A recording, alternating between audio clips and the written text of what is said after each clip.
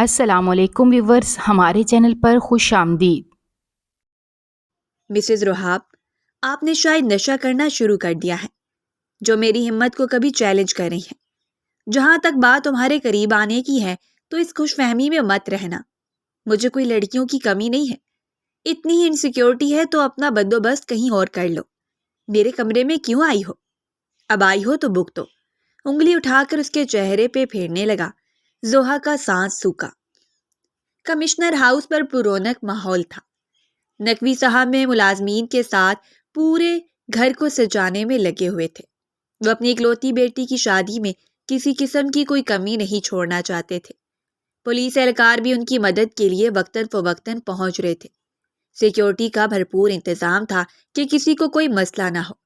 زوہا کو دیکھ کر نہ جانے کتنی مرتبہ وہ اپنے آنسو روک چکے تھے۔ یہی وہ انہی کی بیٹی تھی جس نے انگلی پکڑ کر چلنا سیکھا تھا اور آج اتنی بڑی ہو گئی کہ اسے رخصت کرنا پڑ رہا تھا۔ بیٹا روحاب، تم نے شادی میں جلدی آنا ہے۔ مہمانوں کے استقبال کے لیے مجھے کوئی اپنا چاہیے۔ ارے، خواب ان کا جونیئر تھا، لیکن ہمیشہ کمشنر صاحب نے انہیں اپنے بیٹوں کی طرح ہی سمجھا تھا۔ بہت سے پروجیکٹ انہوں نے ساتھ مل کر کیے تھے اور ایک واحد رہا بھی تھا جسے ایک گھرانے کی کھلی اجازت تھی۔ رہاب سے ان کی خاص محبت اس کی ایمانداری، سنجیدگی اور نیک دلی کو دیکھ کر ہوئی تھی۔ کئی مرتبہ زوہا بھی رہاب کا نام سن سن کر چڑ جایا کرتی تھی۔ آخر یہ لڑکا کب سے اس کے باپ کو اتنا پیارا ہو گیا؟ جی انکل، میں ٹائم سے پہنچ جاؤں گا۔ ان کی محبت اور خلوص کو دیکھتے ہوئے رہاب منع نہیں کر سکا تھا۔ زندگی میں پہلی مرتبہ کسی نے اس کو اتنی اپنائیت دی تھی کہ وہ ان کی محبت کا مقروض ہو گیا۔ گاڑی میں بیٹھتے ہی ٹھیک 10 منٹ بعد وہ ان کے گھر کے باہر کھڑا تھا۔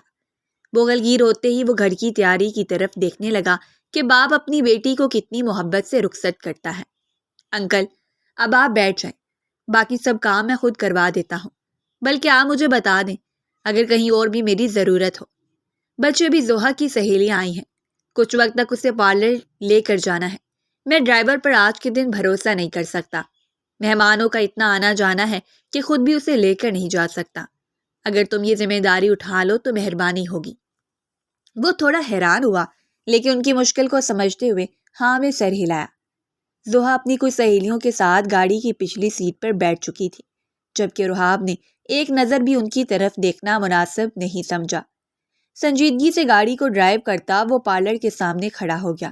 اپنی ڈیوٹی سے ہٹ کر پہلی مرتبہ گھر کی کوئی ذمہ داریاں نبھا رہا تھا، اس لیے اندر سے عجیب چڑچڑا پن جاگا ہوا تھا۔ آپ بے شک گھر چلے جائیں، میں بابا کو کال کر دوں گی تاکہ وہ آپ کو واپس بھیج دیں۔ ابھی ہمیں 3 سے 4 گھنٹے لگ سکتے ہیں۔ زوہا کا یوں اس کا کھڑا ہونا پسند نہیں آیا تھا، تبھی پلٹ کے اس کے آرام کی خاطر بولی، انکل نے مجھے یہاں آپ کی حفاظت کے لیے بھیجا ہے، آپ آرام سے 3-4 گھنٹے لگائیں، میں تب تک یہیں انتظار کر رہا ہوں۔ جب اس لڑکے کو کوئی دقت نہیں تھی تو زوہا نے بھی زیادہ اصرار کرنے کی کوشش نہیں کی۔ ادھر لڑکے والوں کا اچانک فون آ چکا تھا کہ وہ بارات لے کر نہیں آ سکتے۔ کمشنر صاحب تو صدمے سے نڈھال ہو گئے کہ آخر بیٹھے بٹھائے یہ کیا مصیبت پڑ گئی۔ انہوں نے بڑی منت سماجت کرنے کی کوشش کی، وجہ جاننا چاہی تو کہنے لگے، میاں ہمیں تم سے رشتہ جوڑنے سے ابھی تک کئی بار دھمکیاں مل چکی ہیں، ہم نے انہیں نظر انداز کیا، لیکن کچھ لوگ تو میرے بیٹے کی جان کے پیچھے ہی پڑ گئے ہیں، اس لیے ہم اپنے بیٹے کی جان کو خطرے میں ڈال کر یہ رشتہ نہیں کرنا چاہتے۔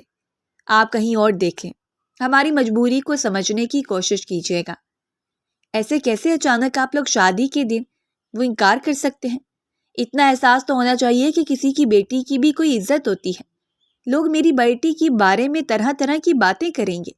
زوہا اور رہاب پارلر سے واپس آئے تو گھر میں عجیب سناٹا تھا۔ نوکر چاک کر بھی تیاریاں رخ کر کے ایک طرف بیٹھے ہوئے تھے۔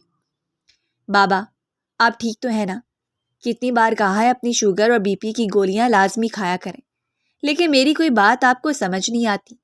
آج یقیناً آپ گولی لینا بھول گئے ہوں گے۔ ان کے چہرے کی پریشانی کو دیکھے بغیر وہ اپنے ہاں کی جا رہی تھی۔ نقوی صاحب نے ایک نظر اپنی خوبصورت بیٹی کے چہرے کی جانب دیکھا، جو آج چاند کا ٹکڑا لگ رہی تھی۔ کوئی بھی ایک نظر دیکھتا تو رشک کیے بغیر نہ رہ سکتا۔ ان کی بیٹی اتنی خوبصورت تھی کہ جس کے ساتھ بھی اس کی قسمت جڑتی وہ غنی کہلاتا۔ اس ذہن میں ایک ہی ایسا شخص تھا جو اس وقت اس مصیبت میں ان کے کام آ سکتا تھا۔ بچے، تم روم میں جاؤ اور وہاب کچھ دیر مجھے تم سے اکیلے میں بات کرنی ہے۔ کچھ گھنٹوں بعد مہمان بھی پہنچ جائیں گے، ان سے پہلے انہیں کچھ فیصلہ لینا تھا۔ روحاب کو دیکھ کر ہمیشہ ان کے دل میں خاص محبت جاگتی تھی، اور آج بھی اس لڑکے کے ہاتھ جوڑ کر منت کرنا چاہتے تھے کہ وہ زوہا کو اپنا لے۔ جی ضرور۔ زوہا کی سہیلیاں اسے کمرے میں لے جا چکی تھیں کہ دلہن کا اتنی دیر باہر کھڑے رہنا ٹھیک نہیں ہے، جبکہ روحاب بھی پریشانی سے ان کے پیچھے چل پڑا۔ یوں لگ رہا تھا کہ جیسے کچھ بہت بڑی گڑبڑ ہو چکی ہے۔ کمشنر صاحب نے ساری حقیقت روحاب کو بتا دی اور پر امید نگاہوں سے اس کے چہرے کی جانب دیکھنے لگے۔ دیکھو بچے، یہ باپ کے جڑے ہوئے ہاتھ ہیں تمہارے سامنے، جو بیٹی کی عزت کو خراب ہونے سے بچانے کے خوف میں اتنے خود غرض ہو گئے ہیں کہ تمہاری مرضی کو جانے بغیر تم پر ایک فیصلہ تھوپنے جا رہے ہیں۔ روحاب نے فوراً ان کے ہاتھ کو تھاما اور دماغ سائیں سائیں کرنے لگا۔ اس کے وہم و گمان میں بھی نہیں تھا کہ یہ شادی اس پر اتنی بھاری پڑ جائے گی۔ اپنی زندگی کے تجربات سے وہ تو شادی کرنا ہی نہیں چاہتا تھا، لیکن ایسے کسی باپ کو خالی ہاتھ بھیجنے کا جگرا بھی نہیں تھا۔ میری بیٹی بری نہیں ہے، وہ بالکل بھی بد کردار نہیں ہے، بلکہ اس نے ہمیشہ میری مرضی کے آگے سر جھکایا ہے۔ وہ لوگ اتنے کم ظرف نکلیں گے مجھے معلوم نہیں تھا۔ اگر آج بارات خالی ہاتھ لوٹ گئی تو میری بیٹی کا دل ٹوٹ جائے گا۔ وہ بہت نازک دل کی ہے، اس بات کو وہ سینے سے لگا لے گی اور لوگوں کی باتیں الگ اسے سننی پڑیں گی۔ جانتا ہوں شادی کے لیے رشتہ مانگنے کا یہ صحیح طریقہ نہیں ہے۔ تمہارے والدین نے بھی تمہارے بارے میں ہزار خواہشیں پال رکھی ہوں گی، مجھے ان سے بات کرنی چاہیے تھی، لیکن میں چاہتا ہوں کہ تم اس رشتے پر پہلے راضی ہو جاؤ۔ میں تمہیں اپنی بیٹی کی گارنٹی دینے کو تیار ہوں۔ روحاب جیسا ہیرا اگر ان کی بیٹی کو مل جاتا تو ساری زندگی وہ اس کی حفاظت کر سکتا تھا۔ کمشنر صاحب نے ہمیشہ ایمانداری سے اپنے علاقے کا ہر آپریشن کیا تھا، اور اس وجہ سے ان کے ہزاروں دشمن تھے جو ہمیشہ اس طاق میں بیٹھے رہتے تھے کہ کسی طرح بدلہ واپس لیا جا سکے۔ آپ کو ہاتھ جوڑنے کی ضرورت نہیں ہے، بلکہ سر فخر سے اٹھا کر رشتہ مانگنا چاہیے، کیونکہ آپ کی بیٹی میں کوئی عیب نہیں ہے۔ میرا اس دنیا میں کوئی بھی ایسا اپنا شخص نہیں ہے جس کو میں بظاہر رشتے کے لیے بھیج سکوں، اس لیے میں آپ کا یہ رشتہ قبول کرتا ہوں۔ میں کوشش کروں گا کہ اس کو عزت، مال اور بھروسہ کبھی کسی چیز کی کوئی کمی نہیں ہونے دوں گا، اور آپ مجھے یوں سر جھکا کر شرمندہ مت کریں۔ جذبات میں وہ اتنے الفاظ تو بول گیا تھا، لیکن آگے وہ ان کو نبھا بھی پائے گا یا نہیں یہ اسے خود بھی اندازہ نہیں تھا۔ زوہا کو اس بارے میں اب تک کچھ بھی علم نہیں تھا، ورنہ رو رو کر اس نے اپنا حال برا کر لینا تھا۔ روحاب کے پاس کوئی ایسا دوست یار نہیں تھا جس کو اس سچویشن کے بارے میں آگاہ کیا جاتا، اس لیے بغیر کسی مہمان کے ساری تیاری مکمل ہو چکی تھی۔ جو مہمان نہیں آ رہے تھے وہ دولہے کو دیکھ کر کافی حیران ہوئے۔ کمشنر صاحب سب کی نظروں کا بھرپور جواب دیتے ہوئے کہنے لگے کہ ہم کم ظرف لوگوں میں رشتہ نہیں کرتے، اور میری بیٹی اتنی گئی گزری بھی نہیں ہے کہ میں ایسے لوگوں میں رشتہ کر بیٹھوں جو ڈر کی وجہ سے بارات نہیں لائے۔ اس لیے میں نے اپنے داماد کا انتخاب کر لیا ہے۔ زوہا کو جب اس بارے میں معلوم ہوا تو اس کے پیروں تلے سے زمین کھسک گئی تھی۔ صدمے کو برداشت نہیں کر پائے گی تبھی ہوش سے بیگانہ ہو کر زمین پر گر گئی۔ زوہا میرے بچے، پانی کی چیٹیں مار کر اسے اٹھایا گیا تو وہ زوروں کے تار اپنے باپ کے گلے لگ کر رونے لگی۔ اسے اس رشتے کے ٹوٹ جانے کا غم نہیں تھا، کیونکہ اپنی بدقسمتی پر رونا آ رہا تھا۔ پیدائش میں ماں چل بسی اور اب رشتے والے دن لڑکے کا انکار کر دیا۔ بابا مجھے ہی شادی نہیں کرنی۔ روحاب ساری گفتگو سن رہا تھا۔ اسے لگا کہ شاید پہلا رشتہ پسندیدگی سے ہوا ہوگا۔ بے وقوفی کی باتیں مت کرو، اور تمہیں نادانی میں کوئی بھی غلط فیصلہ لینے نہیں دوں گا۔ وہ لوگ کم ظرف تھے جنہوں نے ہم سے رشتہ توڑ دیا، اور جس سے میں تمہارا رشتہ جوڑے جا رہا ہوں یہ لاکھ گنا بہتر انسان ہے۔ بابا، شاید وہ مجبوری میں یا آپ کی محبت میں اس رشتے سے انکار نہ کر سکا ہو۔ مرد کبھی مجبور نہیں ہوتا، اور اس کی ایسی کوئی مجبوری نہیں جس کی بنا پر وہ انکار نہ کر سکے۔ میں روحاب کو اچھے سے جانتا ہوں، وہ تمہیں ہمیشہ خوش رکھے گا، عزت اور مان پورا دے گا۔ کافی دیر سمجھانے کے بعد اسے اسٹیج پہ لایا گیا۔ پہلے سے مولانا صاحب اور کچھ گواہان بیٹھے ہوئے تھے۔ نکاح بڑی سادگی سے ہوا۔ اپنے جملے حقوق کچھ دیر پہلے وہ شخص کے نام لکھ چکی تھی جس نے اس کے باپ کے دباؤ میں آ کر نکاح کی حامی بھری تھی، ورنہ کون ایسی لڑکی سے نکاح کرنا چاہے گا جو بدنام زمانہ ہو چکی ہو۔ زوہا کے دماغ میں یہی سب سوچیں گردش کر رہی تھیں نہ جانے اس کے گھر والے بھی زوہا کو اپنائیں گے یا نہیں۔ بیٹا، تمہارا شوہر ایک نیک انسان ہے، تم نے ہمیشہ میری تربیت کا ثبوت دیتے ہوئے اچھے سے اس گھر کو سنبھالنا ہے۔ مجھے معلوم ہے میری بیٹی بہت سمجھدار ہے۔ رخصتی کے وقت سے لے کر گھر پہنچنے تک زوہا کے آنسو نہیں رکے تھے۔ ہر تھوڑی دیر پر رونے کی آواز رحاب کے کان میں پڑتی تھی، لیکن وہ ایسے بن جاتا جیسے کچھ سن ہی نہ رہا ہو۔ زوہا نے سوچا کیسا شخص ہے جس نے ایک بار بھی نہیں کہا کہ رو نہیں، میں تمہارے سارے غم دور کر دوں گا۔ یہ اب سے ہمارا گھر ہے۔ 3 منزلہ اچھا خاصا خوبصورت گھر تھا جس کو دیکھتے ہی زوہا نے سوچا کیا یہ شخص اس گھر میں اکیلا رہتا ہے؟ اسے تو اکیلے اتنے بڑے گھر میں ڈر لگتا تھا۔ تبھی تو کمشنر صاحب حیثیت ہوتے ہوئے بہت چھوٹے سے گھر میں رہتے تھے تاکہ ان کی بیٹی گھبرا نہ جائے۔ یہ گھر اب آپ کا ہی ہے، بعد میں اس کا اچھے سے معائنہ کر لیجیے گا۔ فی الوقت کے لیے آپ میرے ساتھ اندر چلیں، رات بہت ہو چکی ہے، آپ بھی تھک گئی ہوں گی۔ وہ نظر اٹھا کر اسے بھی دیکھ رہا تھا اور بغیر پرمیشن ہی اس کا ہاتھ پکڑ کر اندر لے جانے لگا۔ جو بھی تھا، جس بھی حالات میں نکاح ہوا تھا، اب یہ لڑکی اس کی بیوی تھی، اس کو چھونے کا اختیار وہ رکھتا تھا۔ آپ تو کہہ رہے تھے اس گھر میں آپ کے علاوہ کوئی بھی نہیں ہے، تو یہ سب لائٹس کیوں چل رہی ہیں؟ رحاب نے کوئی جواب نہیں دیا، بلکہ اس کا ہاتھ پکڑ کر اندر لے جانے لگا۔ سب لوگ دلہن کو دیکھ کر حیران ہو رہے تھے، ایک دوسرے کو آوازیں لگانے لگے اور کچھ ہی پل میں بھرپور خاندان اکٹھا ہو چکا تھا۔ زوہا ان سب کو دیکھ کر ایسے گھبرائی جیسے بھوت دیکھ لیا ہو۔ خاموشی سے اندر چلو۔ پورے گھر والے حیرانی سے رحاب کی جانب دیکھنے لگے جو شادی اٹینڈ کرنے گیا تھا اور واپسی پہ اپنے ساتھ ایک قدر دلہن بھی لے آیا۔ آخر کو ماجرا کیا تھا؟ کہیں دلہن بھگا کر تو نہیں لے آیا؟ سب لوگ جھانک جھانک کر رحاب کی دلہن کو دیکھنے کی کوشش کر رہے تھے۔ مسز خان تو خوشی سے پھولوں کے تھال لے کر آگے کو بھی بڑھی، لیکن رحاب نے ایسے ظاہر کیا جیسے انہیں دیکھا ہی نہ ہو۔ البتہ ان کی اتنی محبت کو دیکھ کر زوہا ضرور گھبرا گئی تھی۔ بیچاری دل رکھنے کی خاطر روتے ہوئے بھی تھوڑا سا مسکرا دی، ورنہ اس کی ساس کیا سوچیں گی، کتنی بے تکلف لڑکی ہے، بغیر رکے اپنے شوہر کے ساتھ ہی آگے بڑھ گئی۔ انہیں بہت خواہش تھی جب ان کا بیٹا دلہن لے کر آئے گا تو وہ ایسے ہی استقبال کریں گی۔ اللہ نے انہیں تو 3 بیٹیاں اور 2 بیٹے دیے تھے، لیکن پھر بھی رحاب سے لگاؤ کچھ خاص تھا۔ آپ نے میرا ہاتھ کیوں تھام رکھا ہے؟ وہاں باہر میرے بارے میں سب لوگ کیا سوچ رہے ہوں گے کہ میں کیسی بہو؟ انہیں دیکھ کر رکی بھی نہیں۔ زوہا نے رونا بھول کر بات مکمل کی۔ تم کسی کی بہو نہیں ہو، کسی کو ساس نند بننے کی یہاں ضرورت نہیں۔ یہ پورشن ہمارا ہے اور یہاں کسی کو داخلے کی اجازت نہیں، اور تم بھی کسی کو داخل مت کرنا۔ زوہا منہ کھول کر دیکھنے لگی۔ آخر اس کی زندگی میں چل کیا رہا تھا؟ پہلے اچانک شادی ٹوٹ گئی، پھر جس شوہر سے شادی ہوئی وہ کہنے لگا کہ میرا اس گھر میں کوئی بھی نہیں ہے۔ یہ لوگ کیا باہر کرائے سے آئے تھے یا اس گھر میں کرائے پہ رہ رہے تھے؟ کیا معلوم اس کا شوہر ہی اس گھر میں کرائے پہ رہ رہا ہو۔ لیکن ایسے کھلے عام بغیر الگ پورشن کے کرائے پہ رہنا کتنا مایوب سا ہے۔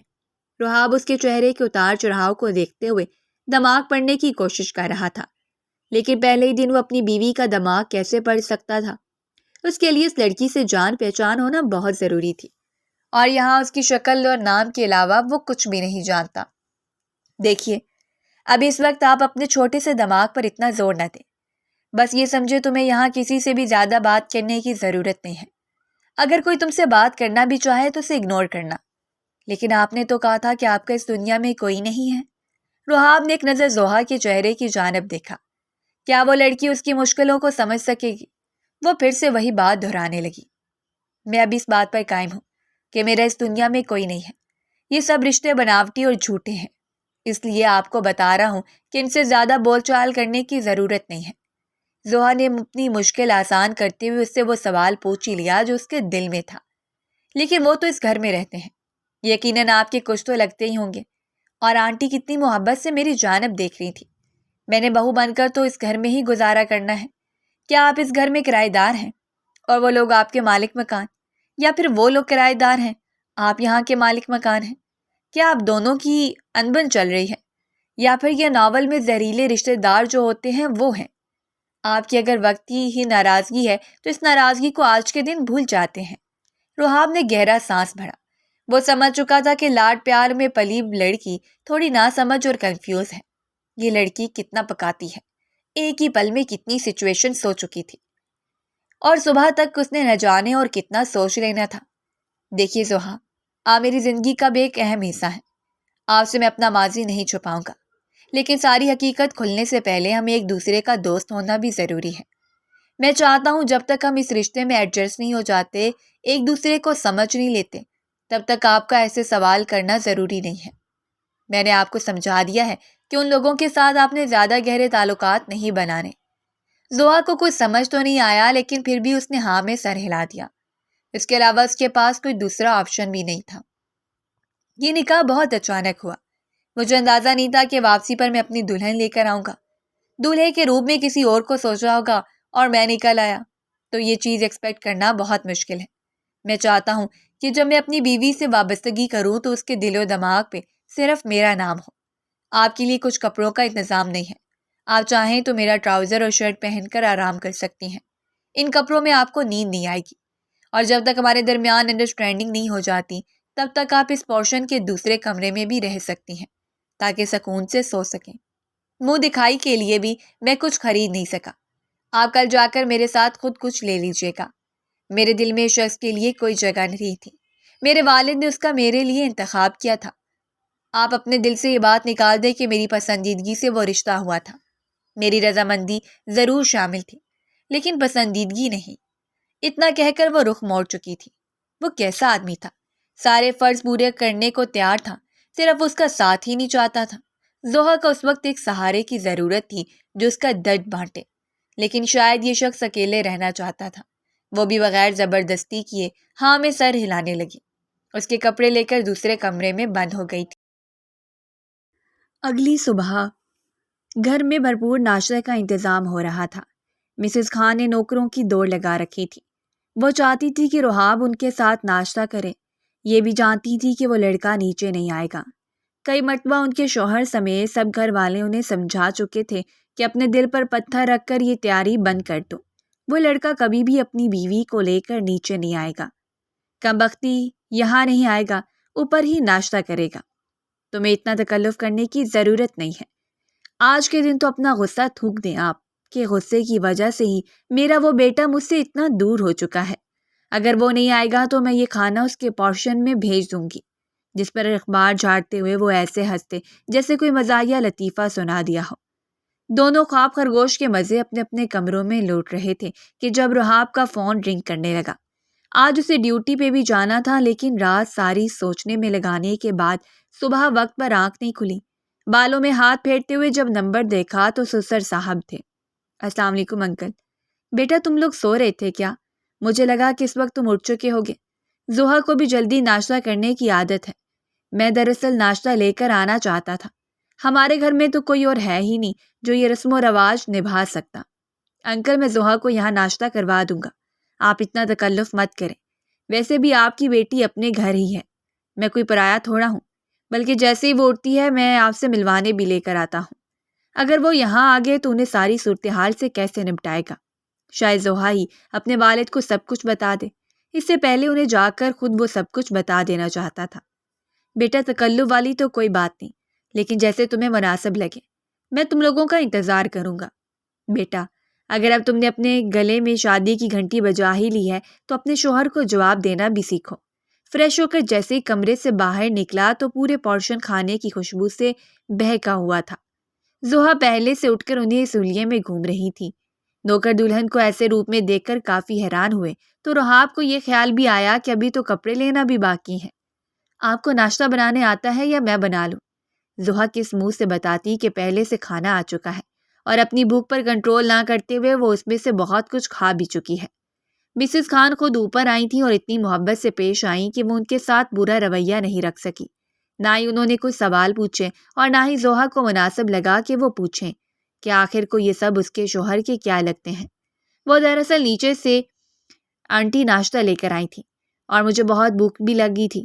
آج تک میں نے کچن میں کھانا نہیں پکایا، یا تو خان سامہ یہ کام کرتی تھی ورنہ بابا بنا دیتے تھے۔ مجھے کچن میں جانے کی اجازت نہیں تھی۔ تو کیا آپ نے وہ کھانا کھا لیا؟ سوہا نے شرمندگی سے ہاں میں سر ہلایا۔ اسے امید تھی کہ ابھی رحاب اسے ڈانٹے گا کہ تمہیں یہ کھانا نہیں کھانا چاہیے تھا۔ ٹھیک ہے، آئندہ مجھے بتا دینا، میں تمہیں ناشتہ بنا دوں گا۔ ابھی باقی کا کھانا تم واپس بھیج دو اور ساتھ یہ کچھ رقم بھی بھیج دینا کھانے کی۔ لیکن انہوں نے تو رقم نہیں مانگی تھی۔ زحا آپ تیار ہو جائیں، شام کو آپ کے بابا کی طرف بھی جانا ہے، اور جو میں نے ابھی کہا ہے وہ کام پلیز کر دیں، شام تک آپ کو سب کچھ پتہ چل جائے گا۔ زحا نے ہاں میں سر ہلایا، بلکہ وہ خود جاننا چاہتی تھی کہ اتنے اچھے لوگوں کے ساتھ اس کی کیا دشمنی ہے۔ زحا اس وقت نئے جوڑے پہنے اپنے باپ سے باتوں میں مصروف تھی، جو ابھی تازہ تازہ ہی روحاب نے خرید کر دیا تھا۔ روحاب کا آج یہ پہلا اتفاق تھا کہ کمشنر صاحب اس کے لیے خود کھانا بنانے میں مصروف تھے۔ کئی مرتبہ وہ ان کی کچن میں جا کر ہیلپ بھی کر چکا تھا، جبکہ مہارانی صاحبہ کچن شیلف پر بیٹھی باپ سے راز و نیاز کی باتیں کرنے میں مصروف تھی۔ میاں، تمہیں معلوم ہے ہماری بیٹی کو صرف ہمارے ہاتھ کے بنائے کھانے پسند آتے ہیں، اور آج پاستا تم نے بنایا ہے، تمہاری بیٹی ہی بتائے گی کہ وہ پاس ہوا ہے یا فیل۔ جی، وہ بھی دلچسپی سے زحا کی جانب دیکھنے لگا، جو ابھی کھانا کھانے میں مصروف تھی۔ بیٹا، کب سے پاستا کھائے جا رہی ہو؟ ریٹ بھی تو کرو کہ تمہارے شوہر نے کیسا بنایا ہے۔ بہت اچھا۔ ان سب کے درمیان کل کے دن کا کوئی شبہ تک نہیں تھا کہ کل کیسے حالات پیدا ہوئے تھے۔ سب نے اپنی اپنی طرف سے اپنا دل صاف کرنے کی مکمل کوشش کی تھی۔ انکل، مجھے دراصل آپ سے کوئی ضروری بات کرنی تھی، بلکہ زحا بھی کل سے کئی سوالات کر چکی تھی، لیکن میں آپ دونوں کو ایک ساتھ جواب دینا چاہتا تھا۔ وہ ایسے فارمل ہو چکا تھا جیسے زحا سے اس کی پسند کی شادی ہو اور ان دونوں کے درمیان سب کچھ ٹھیک چل رہا ہو۔ زحا نے اس بارے میں بہت سوچا تھا، وہ اس رشتے کو لے کر چلنا چاہتی تھی، لیکن پہلے دن ہی کمرے سے نکل گئی تھی۔ دراصل میری پیدائش سے پہلے میرے والدین میں بہت محبت تھی، اور سارے گھر والے ہنسی خوشی زندگی گزار رہے تھے۔ دادا دادی کے ساتھ میری بھرپور دوستی تھی۔ ایک روڈ ایکسیڈنٹ میں والدہ کی وفات کے بعد بات کرتے وہ اپنی انگلیوں سے کھیلنے میں مصروف تھا، جیسے اندر کی انزائٹی اور ڈرامے کو جھیلنے کی کوشش کر رہا ہو۔ کمشنر صاحب بہت خاموشی سے اسے سن رہے تھے، کیونکہ انہیں ہمیشہ سے کہیں لگتا تھا کہ زندگی میں کوئی خلا باقی ہے۔ پہلی مرتبہ وہ ان سے اپنی ذاتی زندگی کے بارے میں تفصیل سے بات کر رہا تھا۔ شاید اب رشتہ بدل چکا تھا اور ان کی بیٹی کا پورا حق تھا کہ وہ حقیقت جان سکے۔ آگے بڑھ کر انہوں نے روحاب کے کندھے کے اوپر ہاتھ رکھا۔ میرے والد نے والدہ کے انتقال کے دوسرے مہینے ہی دوسری شادی کر دی، اور مسز خان کوئی اور نہیں، میری سکی خالہ، جن سے میں بے پناہ محبت کرتا تھا۔ انہوں نے میری ماں کے حق پر ڈاکہ ڈالا۔ میں کبھی بھی انہیں اپنی والدہ کی جگہ نہیں دے سکتا۔ بچے، شاید تم تب بہت چھوٹے تھے اور تمہیں سنبھالنے کے لیے کسی عورت کا ہونا ضروری تھا، اس وجہ سے انہوں نے دوسری شادی کی ہوگی، اور تمہاری خالہ کا انتخاب اس لیے کیا کہ وہ تمہیں اپنا ہی سمجھے۔ کمشنر صاحب نے اس کے دل سے بدگمانی کے بادل ہٹانے کی کوشش کی۔ کافی بار حقیقت اس کے برعکس ہوتی ہے، جو آئینہ میں نظر آ رہا ہوتا ہے۔ شاید وہ حقیقت میں آپ کو یا پھر کسی کو بھی بتا نہ سکوں، لیکن میں چاہتا ہوں کہ جس طرح میرے لیے وہ دنیا میں ایگزسٹ نہیں کرتے، آپ لوگ بھی ان کا شمار میرے لیے رشتہ داروں میں مت کیجیے گا۔ آپ کی بیٹی کو کچھ بھی مجھ سے پرابلم ہو، مجھے یہ آپ سے ڈسکس کر سکتی ہے۔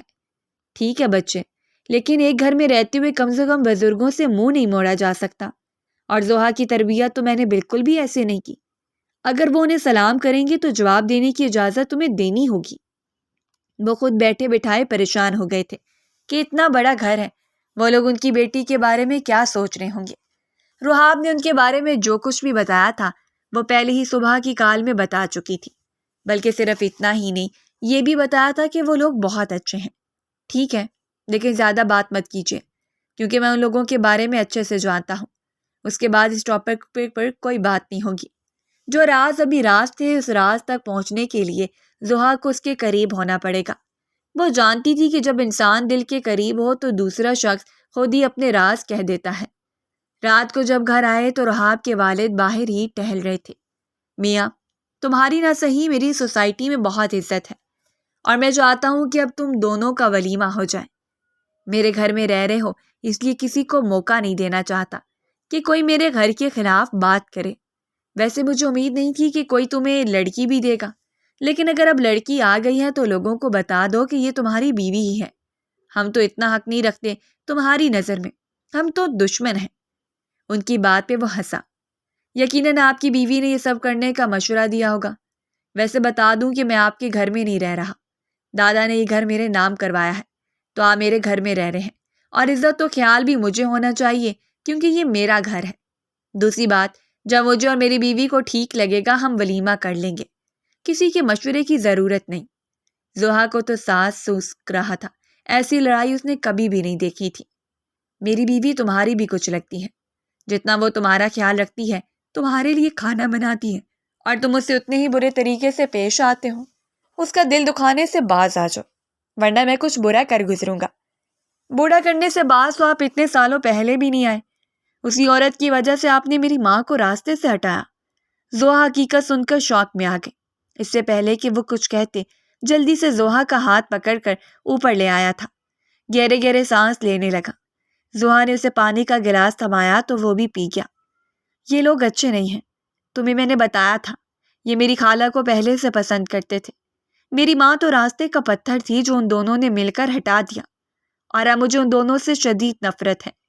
یہ کسی کو میرے قریب نہیں آنے دیتے، تمہیں بھی مجھ سے چھین لیں گے۔ میں یہی آپ کے پاس بیٹھی، آپ کہیں گے تو میں نیچے جاؤں گی بھی نہیں۔ آپ حوصلہ کریں۔ اس کے بالوں میں ہلکے سے ہاتھ پھیرتے ہوئے وہ اس کے قریب آ چکی تھی۔ رحاب نے کھینچ کر اسے اپنے قریب کیا۔ کچھ لمحے دونوں کے درمیان ٹھہر گئے تھے۔ پلیز، مجھے جانا ہے، یہیں ٹھہر جاؤ۔ میں اس رشتے پر دل و جان سے راضی ہوں۔ کل سے جب تم میرے گھر میں آئی ہو، مجھے یوں لگتا ہے کہ میرے پورشن میں رونق پھر سے لوٹ آئی ہے، جیسے میری والدہ کے وقت ہوا کرتی تھی۔ تم اس گھر کو جنت بنا دینا، میں تمہارا پورا ساتھ دوں گا، بلکہ تمہارا غلام بن کر رہوں گا۔ تو میرے ساتھ دو گی نا؟ جی، لیکن ابھی مجھے اس رشتے کو نبھانے کے لیے کچھ وقت چاہیے۔ رحاب نے ہاں میں سر ہلاتے ہوئے اسے چھوڑ دیا۔ زبردستی کرنے کا تو وہ بھی قائل نہیں تھا۔ رحاب اور زوہا کے درمیان محبت کا پھول کھلنے لگا تھا۔ ڈیوٹی کے بعد بھی شام کو آ کر زوہا کے لیے کھانا بنانا نہیں بھولتا تھا، اور ہر ویکنڈ پر دوپہر کا کھانا وہ اپنے سسر کے گھر ہی کھاتے تھے۔ زوہا بھی اپنی نازکی ایک طرف رکھتے ہوئے رحاب کے لیے چائے بنانا تو سیکھ ہی چکی تھی۔ گھر کے چھوٹے موٹے کام بھی خود کرنے لگی، خاص کر رحاب کے کام تو وہ اپنے ہاتھوں سے کرتی تھی۔ باقی کاموں کے لیے ایک نوکرانی رکھی گئی تھی۔ رحاب جلدی سے کام سے گھر آیا تو اسے وہ کہیں نظر نہیں آئی۔ ہر جگہ وہ اسے دیکھ چکا تھا، لیکن شاید وہ گھر میں تھی ہی نہیں۔ کال ملانے کی کوشش کی تو کال بھی نہیں پک کر رہی تھی۔ کمشنر صاحب سے پوچھنا مناسب نہیں سمجھا کہ بیٹھے بٹھائے پریشان ہو جائیں گے۔ وہ خود گاڑی لے کر انہیں ڈھونڈنے کے لیے نکل چکا تھا، لیکن جب تھک ہار کر گھر واپس آیا تو وہ اسے لان میں اس کی سوتیلی ماں اور بہنوں کے ساتھ باتیں کرتی نظر آئی۔ ہاتھ میں کچھ شاپنگ بیگز بھی تھے۔ چلو یہاں سے۔ زبردستی اس کا ہاتھ کھینچ کر ان کے درمیان سے لے آیا تھا۔ ابھی تم ان کا شکریہ ادا کر رہی تھی کہ زوہا کو ایک عجیب سی شرمندگی ہونے لگی۔ اسے لگا کہ جیسے ان سب لوگوں کے درمیان اس کی بے عزتی ہو گئی ہے۔ کبھی کبھار وہ بہت آکورڈ بیہیو کرنا شروع کر دیتے ہیں۔ میرا ہاتھ چھوڑیں۔ دونوں ہاتھ دیوار سے لگاتا وہ اس کے بے حد قریب ہوا تھا۔ آپ مجھے ان لوگوں کے درمیان سے ایسے کھینچ کر لائے ہیں جیسے میں آپ کی غلام ہوں۔ میں صرف ان کا شکریہ ہی ادا کر رہی تھی۔ سرخ آنکھوں سے اسے گھور کر دیکھتی وہ اس کی گرفت میں مچلتی ہوئی بولی، جب شوہر کام سے تھکا ہارا گھر آتا ہے تو اسے اپنی بیوی کا چہرہ دیکھنا ہوتا ہے، لیکن میری بیوی تو دشمنوں کے ساتھ سیر سپاٹے کرنے میں لگی ہوئی تھی۔ انکل کو نہ صحیح، میں نے تمہیں تو ساری حقیقت بتائی ہے، پھر بھی تم اس عورت کے ساتھ باتوں میں لگی ہوئی تھی۔ زوہا نے مسز خان میں ایسی کوئی برائی نہیں پائی کی، بلکہ یہ موت ایک حادثاتی موت تھی۔ گاڑی کی ٹکر اس طرح ہوئی کسی صرف اس کا انتقال ہوا۔ پچھلی سیٹ پر بیٹھے لوگ محفوظ رہ گئے تھے، لیکن لوگوں کی باتوں میں آ کر رحاب کے کچے ذہن نے یہ محفوظ کر لیا تھا کہ دوسری آنے والی عورت یقیناً پہلے سے اس کے باپ کے تعلقات میں ہوگی۔ مسز خان نے خود ساری حقیقت زوہا کو بتائی تھی۔ ان کی آنکھوں میں دیکھ کر لگ رہا تھا کہ وہ ایک سچائی کو بیان کر رہی ہیں۔ یہ آپ کے دماغ کا وہم ہے کہ انہوں نے آپ کی والدہ کو مارا ہے، بلکہ وہ ایک حادثاتی موت تھی۔ آپ کو یہ قبول کرنا ہوگا، اور جتنا جلدی آپ قبول کریں گے آپ کے لیے اچھا ہے۔ آپ کا یوں بے چین رہنا مجھے پریشان کرتا ہے۔ وہ اس کا ہاتھ اپنے کاندھوں سے ہٹا کر دور ہوا۔ تم بھی ان کی باتوں میں آ گئی۔ وہ عورت بہت اچھا کھیل کھیل رہی ہے، تمہیں اپنی طرف کر کے مجھ سے بدگمان کرنا چاہتی ہیں۔ دیکھو، تمہاری آنکھوں میں بدگمانی صاف دکھائی دے رہی ہے۔ رحاب، ایسا کچھ بھی نہیں ہے۔ میں کیوں آپ سے بدگمان ہونے لگی؟ بلکہ آپ کی بہن کی شادی ہے، اس کے لیے کچھ گفٹ لینے تھے۔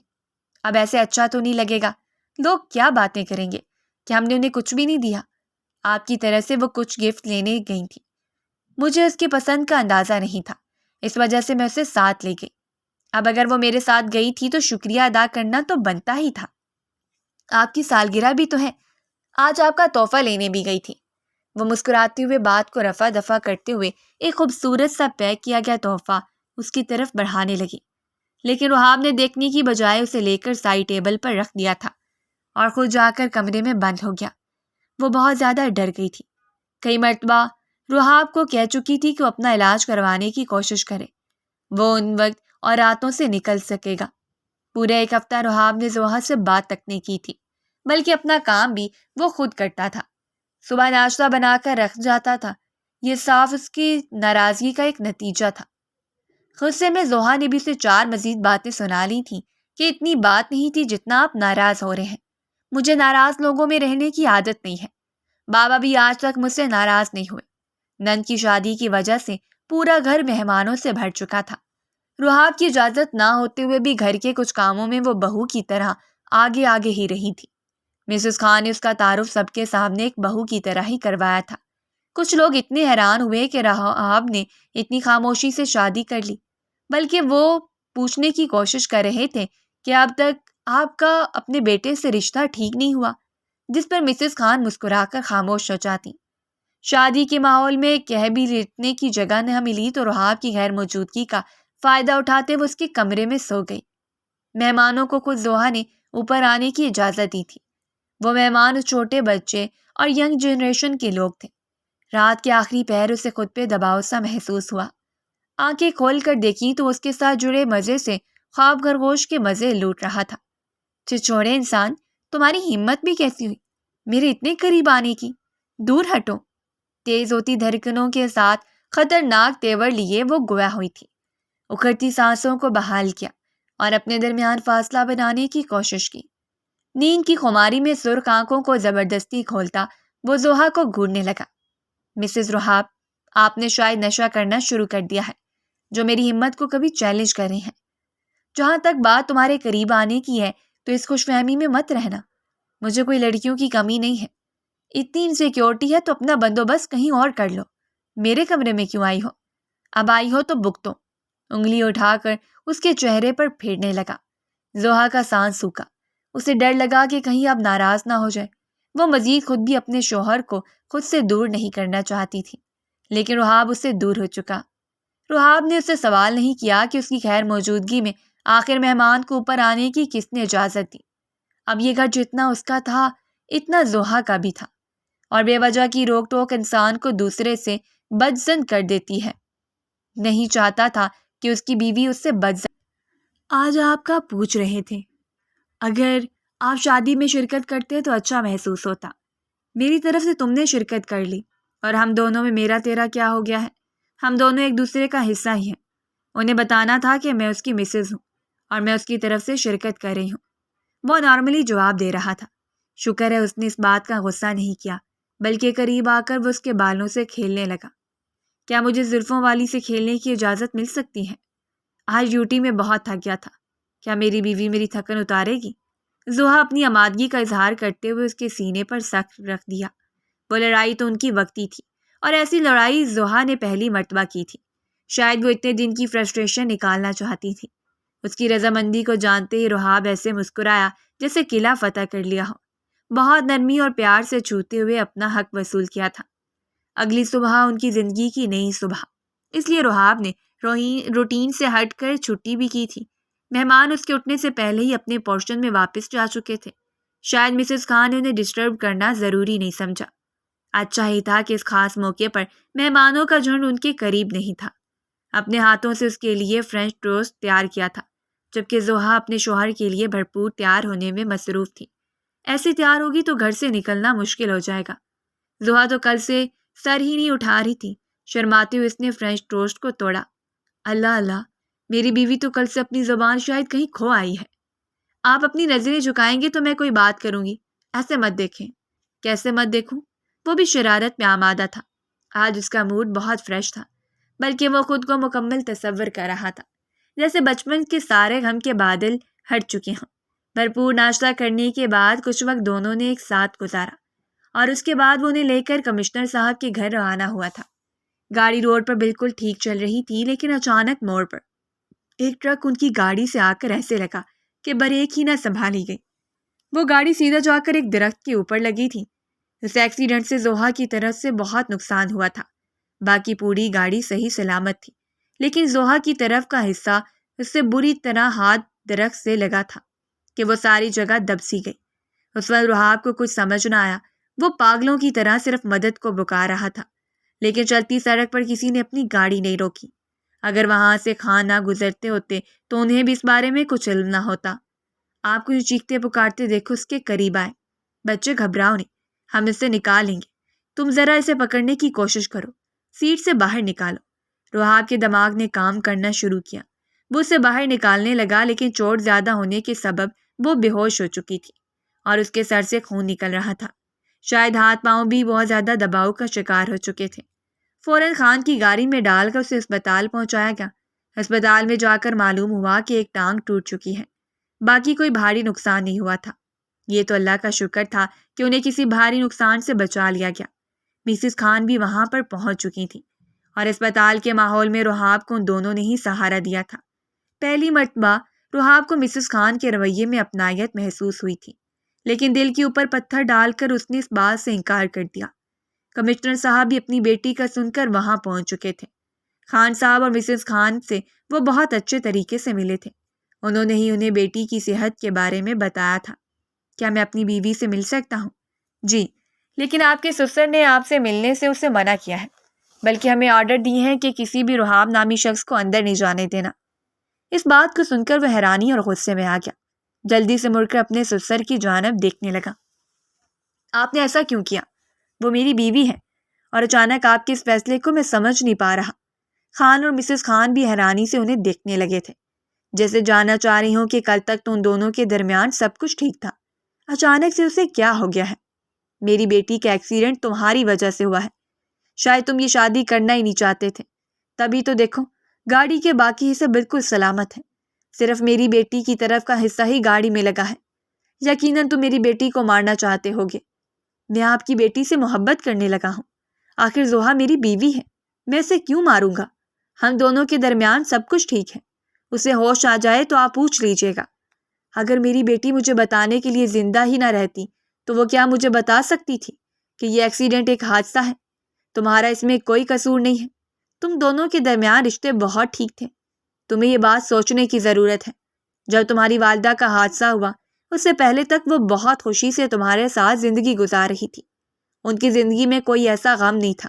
ایکسیڈنٹ ایک طرف سے ہونا بھی ایک اتفاق ہو سکتا ہے، جیسے وہ اتفاق آج تمہاری زندگی میں پھر سے ہوا، تاکہ تمہیں بتایا جا سکے کہ جہاں آج تم کھڑے ہو وہاں کچھ عرصے پہلے تمہارے باپ کھڑے تھے۔ رحاب نے سن کر شرمندگی سے سر جھکا لیا۔ اسے بات کی ہی یہ سب باتیں سمجھا آنے لگیں۔ بچپن میں جب اس کی والدہ کا انتقال ہوا تو کچھ لوگوں کی باتوں کو سن کر اس نے پکا کر لیا تھا اور مجھ سے اس خان سے بدتمیزی کا رویہ رکھنے لگا۔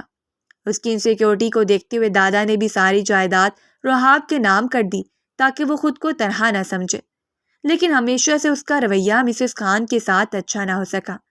خان صاحب اور مسز خان نے تشکر بھری نگاہوں سے کمشنر صاحب کو دیکھا جو سر ہلا کر وہاں سے جا چکے تھے، جیسے کچھ وقت ان دونوں کو اکیلا دینا چاہتے ہوں۔ اماں مجھے معاف کر دیں، بابا مجھے معاف کر دیں۔ صبح کا کھوتا رات کو واپس آ جائے تو اسے اپنا لیتے ہیں، آخر اپنا ہی کھوتا ہے۔ بس میرے بچے، اب ہم اپنی بہو کو لے کر گھر چلتے ہیں، تمہیں پریشان ہونے کی ضرورت نہیں ہے۔ کچھ دیر بعد سب ملنے زوہا کو چلے گئے تھے۔ اسے ہوش آیا تھا، تکلیف کے سبب وہ تھوڑی کمزور بھی ہو چکی تھی، لیکن رحاب نے اس کا بھرپور خیال رکھا۔ کمشنر صاحب بھی اسے ملنے کو آتے جاتے رہتے تھے۔ پورے گھر والے ان کے گرد جمع ہو چکے تھے۔ احساس ہوا کہ یہ کتنا محبت کرنے والے لوگ ہیں، سب کے دل میں رحاب کے لیے کتنی محبت ہے۔ بلکہ مسز خان اور خان صاحب نے مل کر ولیمے کی تیاریاں شروع کی تھیں۔ سب لوگوں کو دعوت دی گئی تھی۔ بڑے پیمانے پر زوہا کی ٹانگ ٹھیک ہونے پر ولیمہ رکھا گیا تھا اور سب کو یہی بتایا کہ ان کی بہو کی ٹانگ ٹوٹ چکی تھی، تبھی وہ لوگ ولیمہ لیٹ کرنے لگے۔ کچھ عورتیں اتنی حیران ہوئیں، پہلی مرتبہ رحاب کچھ خاص لوگوں سے مسز خان کا ماں کہہ کر تعارف جو کروا رہا تھا۔ زندگی میں جو کچھ ہم دیکھتے ہیں اور سنتے ہیں ضروری نہیں کہ وہی حقیقت بھی ہو۔ اگر آپ کو ہماری کہانیاں پسند آ رہی ہیں تو ہمارے چینل کو سبسکرائب کیجیے، ویڈیوز پر کمنٹ کیجیے اور شیئر کیجیے۔ شکریہ۔